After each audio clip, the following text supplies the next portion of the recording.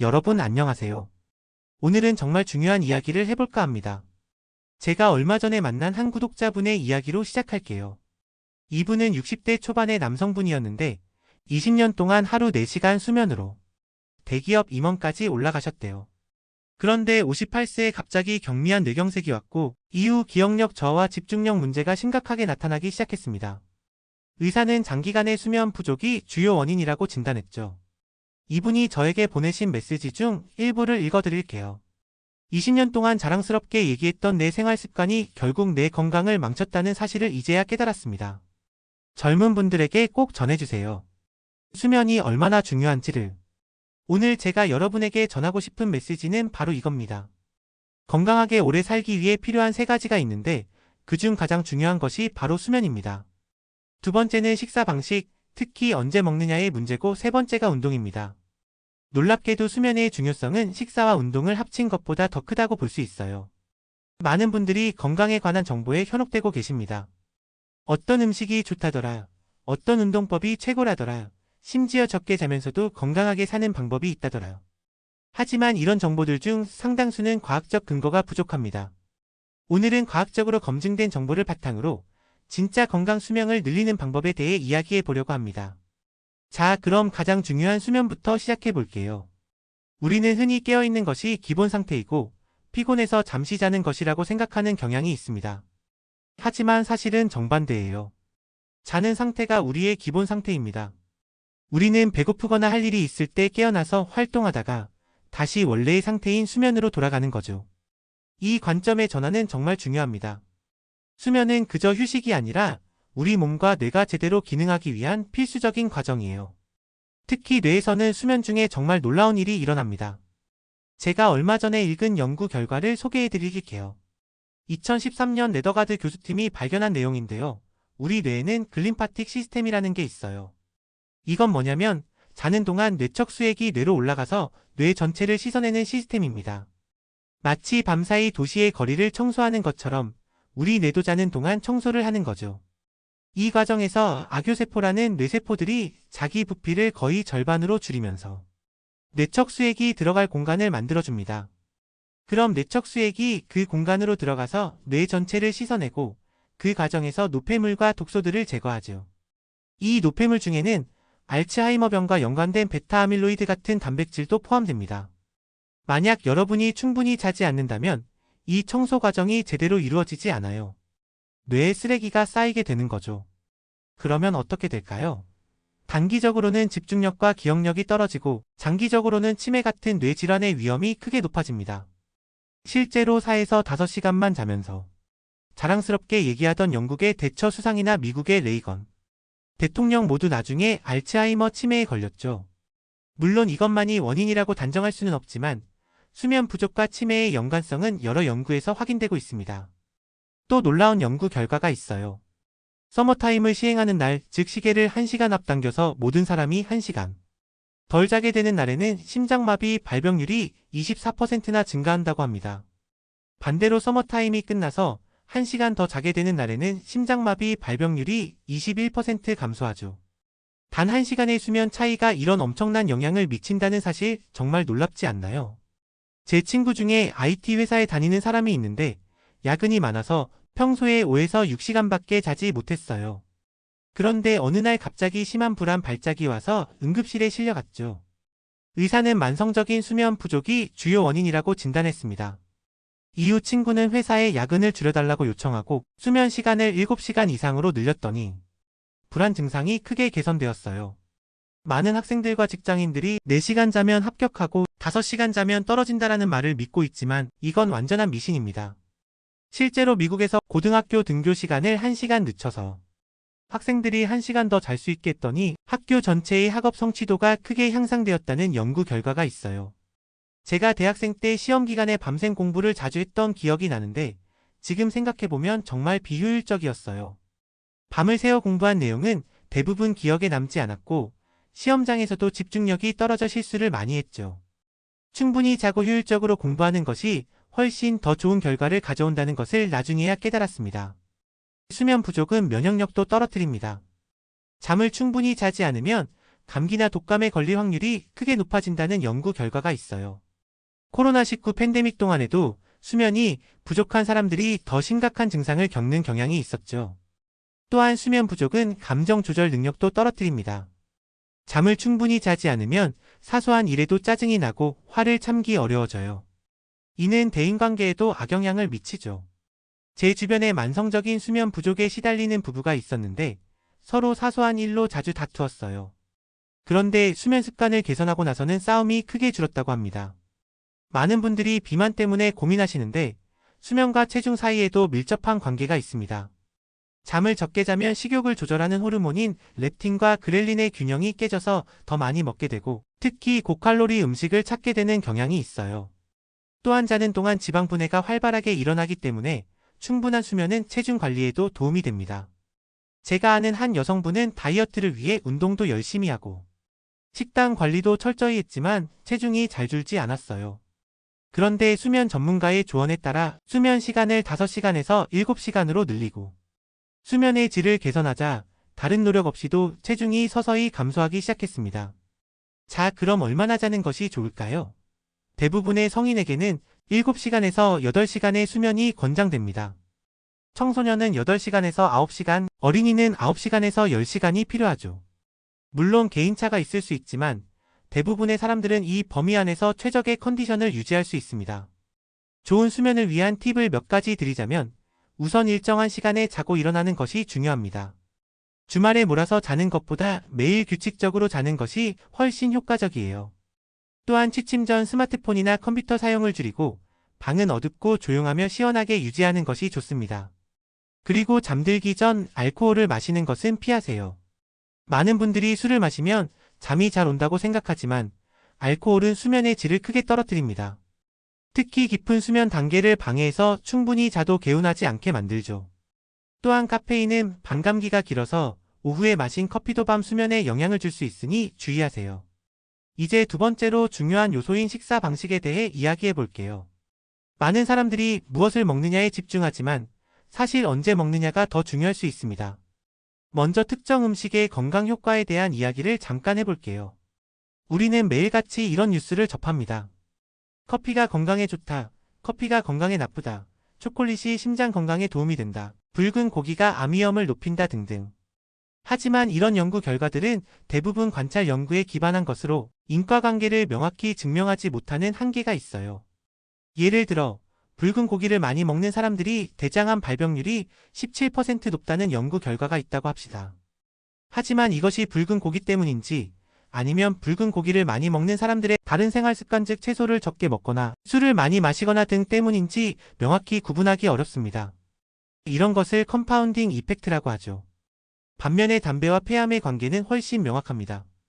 담배를 피우는 사람들은 폐암 발병률이 1000에서 2500% 증가한다고 합니다. 이 정도 차이가 나면 인과관계를 강하게 의심해 볼 수 있죠. 그래서 특정 음식이 건강에 좋은지 나쁜지에 대한 정보는 항상 비판적으로 받아들일 필요가 있습니다. 어떤 영양학자들은 우리가 먹는 모든 음식은 항암제인 동시에 발암물질이다라고 자조적으로 말하기도 합니다. 다만 몇 가지 확실한 것들이 있어요. 액상가당, 트랜스지방, 과도한 설탕 섭취는 건강에 좋다는 연구 결과를 거의 찾아볼 수 없습니다. 이런 것들은 가능한 한 피하는 것이 좋겠죠. 그런데 무엇을 먹느냐보다 더 중요한 것이 언제 먹느냐입니다. 우리 몸에는 일주기 리듬이라는 것이 있어요. 이것은 약 24시간을 주기로 하는 생체 시계로 우리의 호르몬, 체온, 대사 등을 조절합니다. 이 리듬에 맞춰 식사하는 것이 건강에 매우 중요해요. 이상적인 식사 시간은 취침 최소 4시간 전, 가능하면 6시간 전에 저녁 식사를 마치는 것입니다. 예를 들어 밤 11시에 잔다면 저녁은 5시에서 7시 사이에 먹는 것이 좋아요. 왜냐하면 자는 동안 위장이 거의 비워진 상태가 되어야 깊은 수면을 취할 수 있기 때문입니다. 야식은 수면의 질을 크게 떨어뜨립니다. 취침 직전에 먹으면 소화를 위해 많은 에너지가 필요하기 때문에 몸이 제대로 쉬지 못하게 됩니다. 또한 취침 전 알코올 섭취도 피해야 해요. 알코올은 잠들기는 쉽게 할 수 있지만 깊은 수면을 방해하고 수면 중간에 깨게 만듭니다. 아침에 일어났을 때도 바로 식사하기보다는 한두 시간 정도 공복 상태를 유지하는 것이 좋습니다. 이것은 우리 몸의 자연적인 자가포식 과정을 도와줍니다. 자가포식이란 우리 몸이 오래되고 손상된 세포 부분을 분해하고 재활용하는 과정인데 이 과정은 공복 상태에서 활성화됩니다. 제가 실천하고 있는 방법은 이렇습니다. 저녁은 7시까지 먹고 다음날 아침은 식사를 건너뛰고 첫 식사는 오전 11시나 12시에 합니다. 이렇게 하면 16에서 17시간의 공복 시간이 생기죠. 이 기간 동안 우리 몸은 자가포식 과정을 통해 노화된 세포를 정리하고 새로운 세포를 만들어내는 데 집중할 수 있습니다. 처음에는 아침을 거르는 것이 어색하고 배고플 수 있지만 몸이 적응하면 오히려 더 가볍고 에너지 넘치는 상태를 경험하게 됩니다. 물론 충분한 물을 마시는 것은 중요해요. 점심과 저녁은 마음껏 드셔도 됩니다. 칼로리를 제한할 필요는 없어요. 다만 식사 순서는 채소를 먼저, 그 다음 단백질과 지방, 마지막으로 탄수화물을 먹는 것이 혈당 스파이크를 줄이는 데 도움이 됩니다. 제 지인 중에 당뇨 전 단계였던 분이 있었는데 이런 식으로 식사 시간을 조정하고 식사 순서를 바꾸었더니 3개월 만에 혈당 수치가 정상으로 돌아왔다고 합니다. 약물 치료 없이 말이죠. 간헐적 단식에 대해 조금 더 이야기해 볼게요. 간헐적 단식은 하루 중 일정 시간 동안만 식사를 하고 나머지 시간은 금식하는 방법입니다. 가장 흔한 방법은 16대8 방식으로 16시간 금식하고 8시간 동안 식사를 하는 거죠. 예를 들어 오후 12시부터 저녁 8시까지만 식사를 하고 나머지 시간은 물과 무칼로리 음료만 마시는 방법입니다. 간헐적 단식의 효과는 정말 놀랍습니다. 체중 감량은 물론이고 인슐린 감수성 개선, 염증 감소, 심장 건강 향상, 뇌 기능 개선 등 다양한 건강상의 이점이 있어요. 특히 앞서 말씀드린 자가포식 과정을 활성화시켜 세포 수준에서 몸을 젊게 유지하는 데 도움을 줍니다. 저도 처음에는 아침을 거르는 것이 불가능할 것 같았어요. 평생 아침은 하루 중 가장 중요한 식사라고 배워왔으니까요. 하지만 조금씩 시간을 늘려가며 적응했더니 이제는 오히려 아침에 더 맑은 정신과 에너지를 느낍니다. 물론 개인차가 있을 수 있으니 자신의 몸 상태를 잘 관찰하면서 조금씩 시도해 보시는 것을 권장합니다. 여기서 흥미로운 점은 운동과 간헐적 단식의 시너지 효과입니다. 운동을 정기적으로 하는 사람은 12시간 금식만으로도 자가포식이 활성화되지만 운동을 하지 않는 사람은 36시간 정도 금식해야 같은 효과를 볼 수 있다고 합니다. 그만큼 운동이 우리 몸의 대사 활동을 효율적으로 만들어주는 거죠. 이제 세 번째 요소인 운동에 대해 이야기해 볼게요. 운동은 우리 건강에 정말 중요한 요소입니다. 특히 미토콘드리아 건강과 밀접한 관련이 있어요. 미토콘드리아는 우리 세포 내에서 에너지를 생산하는 발전소 같은 역할을 합니다. 나이가 들면서 미토콘드리아의 수와 기능이 감소하는데 이것이 노화의 주요 원인 중 하나로 여겨집니다. 하지만 규칙적인 운동, 특히 존 E 트레이닝은 미토콘드리아의 수를 늘리고 기능을 향상시킬 수 있어요. 존 E 트레이닝이란 무엇일까요? 이것은 젖산역치를 유지하는 운동으로 쉽게 말하면 내가 들이마시는 산소량과 사용하는 산소량이 균형을 이루는 강도로 운동하는 것입니다. 너무 격렬하지도 너무 가볍지도 않은 중간 정도의 강도로 꾸준히 하는 유산소 운동이죠. 이 강도를 어떻게 알 수 있을까요? 가장 쉬운 방법은 심박수를 측정하는 것입니다. 최대 심박수 220 빼기 나이 65-70% 정도를 유지하면서 30-40분 정도 운동하는 것이 좋습니다. 예를 들어 50세라면 최대 심박수는 약 170이고 존 E 트레이닝을 위한 심박수는 약 110에서 120 정도가 되겠죠. 이 정도 강도는 대화할 수 있을 정도로 숨이 약간 차지만 말하기 힘들 정도는 아닌 상태입니다. 빠르게 걷기, 가벼운 조깅, 자전거 타기, 수영 등 다양한 방법으로 할 수 있어요. 제가 존 E 트레이닝을 시작했을 때 놀라웠던 점은 한 달 정도 지나자 확실히 체력이 좋아지는 것을 느낄 수 있었다는 거예요. 평소에 5층까지 계단을 올라가면 숨이 차서 힘들었는데 한 달 후에는 거의 숨이 차지 않았습니다. 또한 집중력도 좋아지고 스트레스에 대한 저항력도 높아졌어요. 존 E 트레이닝의 또 다른 장점은 부상 위험이 적다는 것입니다. 너무 강도 높은 운동은 관절이나 근육에 무리를 줄 수 있지만 적절한 강도의 존 E 트레이닝은 오히려 관절 건강에 도움이 됩니다. 운동할 때 스마트워치나 심박수 모니터를 사용하면 더 정확하게 강도를 조절할 수 있어요. 하지만 그런 장비가 없더라도 대화 테스트를 활용할 수 있습니다. 운동 중에 짧은 문장을 말할 수 있지만 노래를 부를 수는 없는 정도가 적절한 강도입니다. 존 E 트레이닝은 30에서 40분 정도 지속하는 것이 좋고 일주일에 3에서 4회 정도 하는 것이 이상적입니다. 그리고 운동이 끝날 때쯤에는 5분 정도 강도를 조금 높여주는 것도 효과적이에요. 물론 근력 운동도 중요합니다. 나이가 들면서 자연스럽게 근육량이 감소하는데 이를 예방하기 위해서는 일주일에 2에서 3회 정도 근력 운동을 하는 것이 좋아요. 복잡한 기구가 필요한 것은 아니고 스쿼트, 팔굽혀펴기, 플랭크 같은 자신의 체중을 이용한 운동만으로도 충분한 효과를 볼 수 있습니다. 제 주변에 70대 할아버지가 계신데 60대 초반부터 꾸준히 존 E 트레이닝과 간단한 근력 운동을 해오셨어요. 지금도 등산을 가볍게 다니실 정도로 건강하시고 또래분들보다 훨씬 젊어 보이십니다. 특히 인지 기능이 매우 뛰어나서 복잡한 내용도 쉽게 이해하시고 기억력도 좋으십니다. 운동의 또 다른 중요한 효과는 스트레스 관리입니다. 적절한 운동은 코르티솔 같은 스트레스 호르몬을 줄이고 엔돌핀 같은 기분 좋은 호르몬을 증가시킵니다. 이는 우울증과 불안 증상을 완화하는 데 도움이 되죠. 제가 몇 년 전 심한 스트레스로 불면증에 시달렸을 때 의사는 약물 치료보다 규칙적인 운동을 권했어요. 처음에는 믿기 어려웠지만 매일 30분씩 걷기 시작했더니 일주일 만에 수면의 질이 크게 개선되었습니다. 이후 존 E 트레이닝으로 발전시켜 꾸준히 하고 있는데 스트레스 관리에 정말 큰 도움이 되고 있어요. 운동을 시작하기 어려운 분들을 위한 팁을 드리자면 처음부터 무리하지 말고 아주 작은 것부터 시작하세요. 하루 5분 걷기부터 시작해서 점차 늘려가는 것도 좋습니다. 또한 즐거운 운동을 찾는 것이 중요해요. 춤, 요가, 탁구, 수영 등 자신이 즐길 수 있는 활동을 선택하면 꾸준히 하기가 훨씬 쉬워집니다. 그리고 운동은 꼭 한 번에 30에서 40분씩 할 필요는 없어요. 하루에 10분씩 3번 나눠서 해도 비슷한 효과를 볼 수 있습니다. 바쁜 현대인들에게는 이런 방식이 더 현실적일 수 있죠. 예를 들어 출근길에 한 정거장 일찍 내려서 10분 걷기, 점심시간에 10분 걷기, 퇴근 후 10분 걷기 이런 식으로요. 자, 지금까지 건강 수명을 늘리기 위한 3가지 핵심 요소에 대해 이야기했습니다. 수면, 식사 시간, 그리고 운동이죠. 이 3가지를 균형 있게 관리하면 건강하게 오래 살 수 있는 가능성이 크게 높아집니다. 하지만 이런 생활 습관 변화를 한꺼번에 모두 시도하면 오히려 스트레스가 될 수 있어요. 한 번에 하나씩 작은 변화부터 시작하세요. 예를 들어 첫 주에는 취침 시간을 일정하게 유지하는 것에 집중하고 그 다음 주에는 저녁 식사 시간을 조금 앞당기는 것을 시도해보는 식으로요. 또한 이런 생활 습관 변화는 단기간의 다이어트나 건강 프로그램이 아니라 평생 유지해야 할 생활 방식이라는 점을 기억하세요. 그래서 지속 가능한 방식으로 접근하는 것이 중요합니다. 제 경험을 조금 더 나눠볼게요. 저는 30대 중반까지 건강에 별로 신경 쓰지 않고 살았어요. 밤늦게까지 일하고 불규칙하게 식사하고 운동은 거의 하지 않았죠.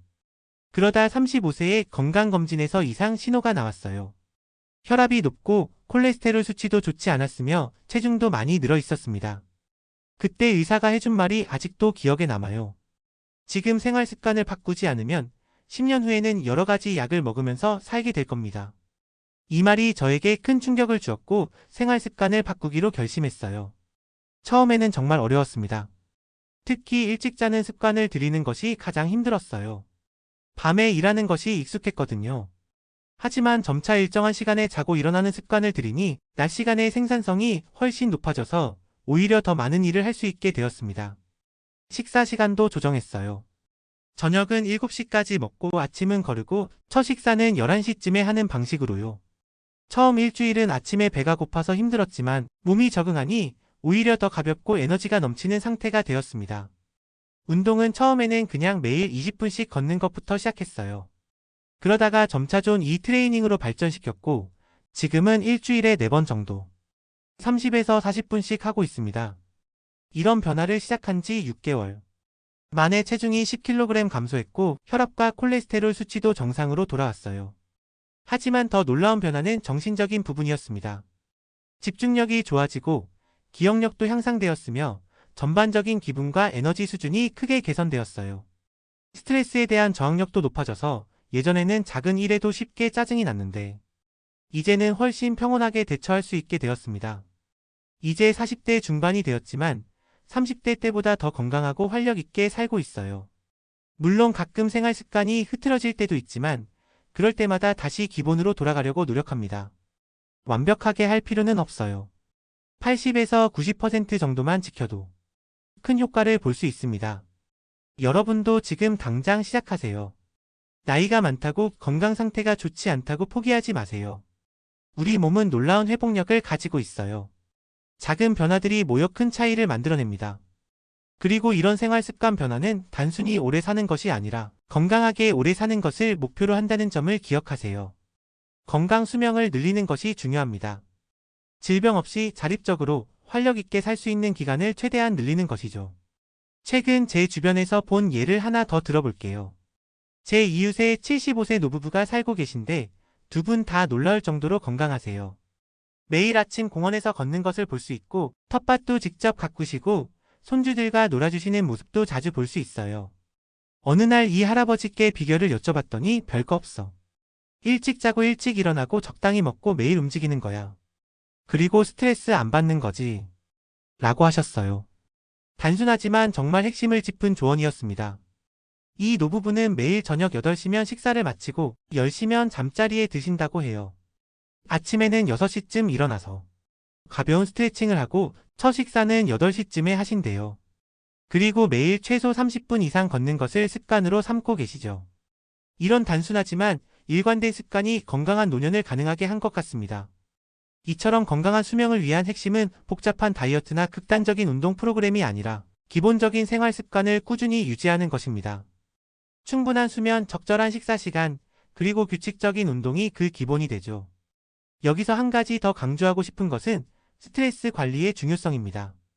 아무리 수면, 식사, 운동을 잘 관리해도 만성적인 스트레스에 시달리면 건강에 악영향을 미칠 수 있어요. 스트레스는 면역 체계를 약화시키고 염증을 증가시키며 수면의 질도 떨어뜨립니다. 스트레스 관리를 위해서는 명상, 심호흡, 자연 속에서 시간 보내기, 취미 활동 등 자신에게 맞는 방법을 찾는 것이 중요합니다. 저는 개인적으로 하루 10분 명상과 주말 산책이 큰 도움이 되고 있어요. 또한 사회적 연결도 건강 수명에 큰 영향을 미칩니다. 가족, 친구들과의 긍정적인 관계는 스트레스를 줄이고 정신 건강을 향상시키며 심지어 면역 체계도 강화시킨다는 연구 결과가 있어요. 혼자 사는 것보다 사랑하는 사람들과 함께하는 것이 건강에 훨씬 좋습니다. 제가 아는 한 연구에서는 강한 사회적 유대를 가진 사람들이 그렇지 않은 사람들보다 평균 7.5년 더 오래 산다는 결과가 나왔어요. 이는 흡연을 끊는 것과 비슷한 수준의 효과입니다. 그만큼 사회적 관계가 건강에 중요하다는 거죠. 그래서 건강한 수명을 위해서는 신체적인 습관뿐만 아니라 정신적, 사회적 건강도 함께 관리하는 것이 중요합니다. 이 모든 요소들이 서로 연결되어 있기 때문이죠. 자, 지금까지 이야기한 내용을 정리해 볼게요. 건강하게 오래 살기 위해서는 3가지 핵심 요소가 있습니다. 첫째는 충분한 수면, 둘째는 적절한 식사 시간, 셋째는 규칙적인 운동이죠. 수면은 하루 7시간에서 8시간이 이상적이며 일정한 시간에 자고 일어나는 것이 중요합니다. 수면 중에는 뇌의 청소 작업이 이루어지고 신체의 회복과 재생이 일어나기 때문에 건강의 기본이 됩니다. 식사는 언제 먹느냐가 중요합니다. 취침 4시간에서 6시간 전에 저녁 식사를 마치고 아침에는 공복 상태를 조금 더 유지하는 것이 좋습니다. 이런 식으로 16시간 정도의 공복 시간을 만들면 세포 자가포식이 활성화되어 몸을 젊게 유지하는 데 도움이 됩니다. 운동은 존 이 트레이닝처럼 적절한 강도의 유산소 운동을 일주일에 3에서 4회 30에서 40분씩 하는 것이 효과적입니다. 이는 미토콘드리아의 수화 기능을 향상시켜 에너지 생산 효율을 높이고 노화를 늦추는 데 도움이 됩니다. 이 3가지 요소와 함께 스트레스 관리와 사회적 연결도 건강 수명에 중요한 영향을 미친다는 점을 기억하세요. 여러분 모두 오늘부터 작은 변화를 시작해보세요. 오늘 밤 조금 일찍 자보는 것부터 시작해도 좋습니다. 또는 저녁 식사 시간을 조금 앞당겨 보거나 짧은 산책을 시작해보는 것도 좋겠죠. 작은 변화들이 모여 큰 차이를 만들어냅니다. 건강한 수명은 우리 모두가 원하는 것입니다. 단순히 오래 사는 것이 아니라 활력 있고 독립적으로 질병 없이 오래 사는 것이 목표이죠. 그리고 그것은 일상의 작은 습관들로부터 시작됩니다. 제가 좋아하는 말이 있어요. 건강할 때 지키지 않으면 병들었을 때 후회하게 된다. 지금 건강할 때 좋은 습관을 만들어 나가는 것이 중요합니다. 나중에 병이 생긴 후에 고치려고 하면 훨씬 더 어렵고 고통스러운 과정을 거쳐야 할 수 있어요. 그리고 마지막으로 건강한 습관을 유지하는 것은 단순히 자신을 위한 것만이 아니라는 점을 기억하세요. 여러분의 건강은 가족, 친구, 그리고 사랑하는 모든 사람들에게도 영향을 미칩니다. 건강하게 오래 살수록 더 많은 추억을 만들고 더 많은 사랑을 나눌 수 있습니다.